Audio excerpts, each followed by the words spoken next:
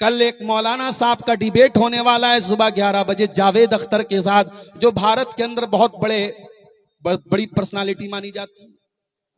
جاوید اختر کو تو جانتے ہوں گے آپ لوگ، شبانہ اعظمی کا شوہر جاوید اختر، جو ایتھیسٹ ہے، جو ملحد ہے، جو اللہ کو نہیں مانتا ہے، اس کا ڈیبیٹ ہونے والا ہے ایک مولانا کے ساتھ کل صبح 11 بجے یوٹیوب پر وہ لائیو ہوگا۔ اور ڈیبیٹ کا ٹاپک کیا ہے؟ Does God exist? کیا خدا موجود ہے؟ کیا اللہ ہے؟ اس پر وہ جاوید اختر نام کا ملحد وہ بحث کرے گا۔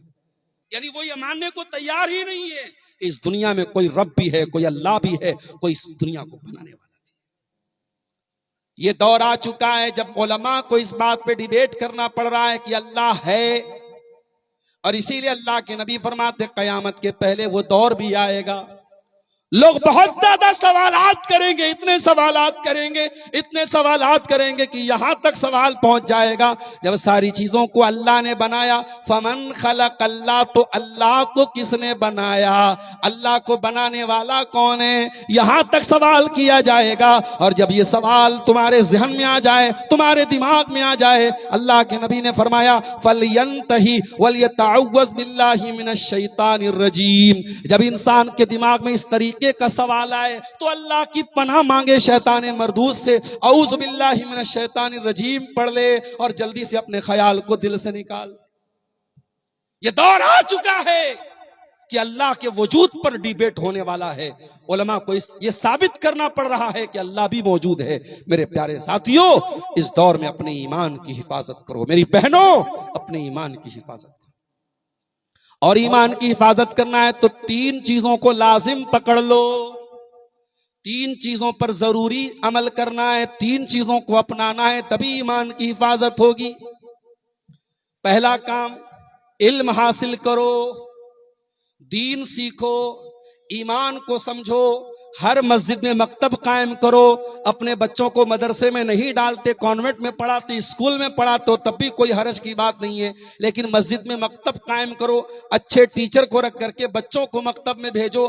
آپ کا بچہ کانوینٹ میں پڑھے، اسکول میں پڑھے، تبھی وہ دین کی اتنی نالج رکھے، اس کو معلوم ہو اللہ کون ہے، اس کو معلوم ہو رسول کون ہے، اس کو معلوم ہو اسلام کیا ہے۔ دین کی نالج حاصل کرو، یہ پہلا کام کرنا ہے۔ فَعْلَمْ أَنَّهُ لَا إِلَهَ إِلَّا اللَّهُ وَاسْتَغْفِرْ لِذَنبِكَ وَلِلْمُؤْمِنِينَ وَالْمُؤْمِنَاتِ۔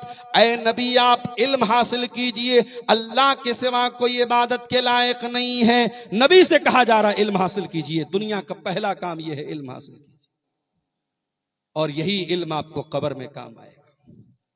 آپ کے بچے ڈاکٹر بنے بہت اچھی بات ہے، انجینئر بنے بہت اچھی بات ہے، بزنس مین بنے بہت اچھی بات ہے، وہ دنیا کے کسی بھی کونے میں چلے جائیں، پہلے مسلمان بنے۔ ان کا شعور اتنا پختہ کرو، ان کو اتنی نالج دے دو، وہ ڈاکٹر ہو تو اسلام پر چلنے والا ڈاکٹر ہو، وہ انجینئر ہو تو اسلام پر چلنے والا انجینئر ہو، اسے معلوم ہو کہ اللہ اس کا رب ہے، وہ دنیا میں کہیں پر بھی جائے اپنے اللہ کے بارے میں۔ دوسرا کام آپ کو یہ کرنا ہے، اگر ایمان کی اس لڑائی میں ایمان کو بچانا ہے، دوسرا کام کیا کرنا ہے؟ اچھے لوگوں کی صحبت اپنانا ہے۔ حضرت نوح علیہ السلام کا بیٹا برے لوگوں کی سنگت میں رہا، بگڑ گیا۔ 950 سال تک اللہ کے دین کی تبلیغ کرنے والے نبی کا بیٹا برے لوگوں کی سنگت میں رہ کر کے بگڑ گیا، اور نتیجہ کیا نکلا؟ ڈوب گیا، مر گیا، ختم ہو گیا، دنیا میں بھی برباد ہو گیا، آخرت میں بھی برباد ہو جائے گا۔